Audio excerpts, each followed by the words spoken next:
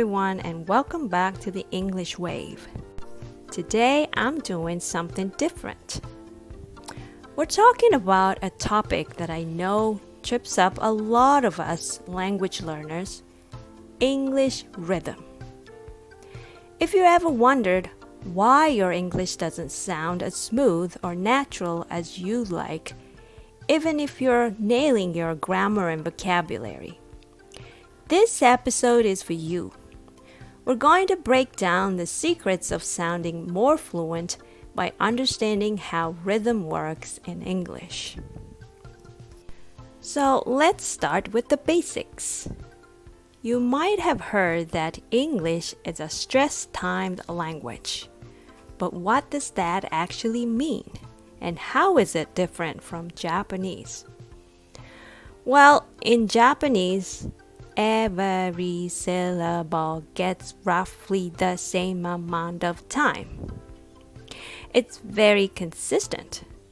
But in English, we put more emphasis or stress on certain syllables, and those stress syllables are what drive the rhythm of our speech. The time between those stress syllables is roughly equal, even if there are a bunch of unstressed syllables in between. Think of it like a wave. The stressed syllables are the crests of the wave, and the unstressed syllables are the troughs in between. It's this up and down wave-like quality that gives English its distinctive rhythm. This is a big difference from Japanese, and it's one of the main reasons why English can sound so choppy or unnatural when spoken with a Japanese rhythm. It's like trying to dance the tango to a waltz. It's like trying to dance the tango to a waltz. The steps just don't match up. Now, another crucial aspect of English rhythm is the way we connect words together. We don't typically pronounce each word in isolation. Instead, we group words together into what are called sound units, blending the sounds together seamlessly. Well, the book called American Accent Training uses a great analogy to describe this. Imagine spreading peanut butter on bread. That smooth, connected feeling is what we're going for when we speak English naturally.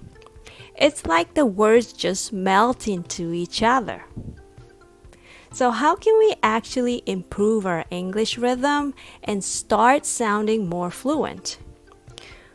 Well, awareness is the first step. Once you understand how stress and sound units work, you can start listening for them in native English speech. Pay attention to which syllables are stressed and how words flow together in phrases.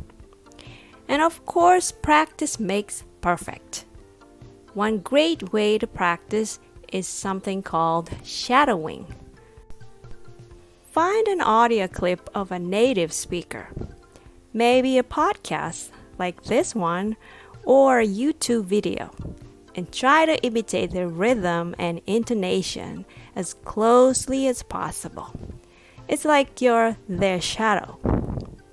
And another tip is to focus on your breathing. In English, we tend to take longer breaths and speak in longer phrases, using our breath control to connect those sound units.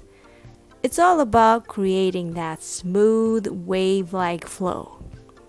So practice taking deeper breaths and speaking in longer chunks. Remember, mastering English rhythm takes time and effort, but the rewards are well worth it. The more you practice, the more natural and fluent your English will become. If you ever have trouble mimicking the English rhythm, I suggest taking a few accent training lessons. I can help you with how to make your speech sound smooth like a butter. So reach out to me anytime. Until then, keep listening, keep practicing, and I'll catch you in the next episode. Thanks for listening.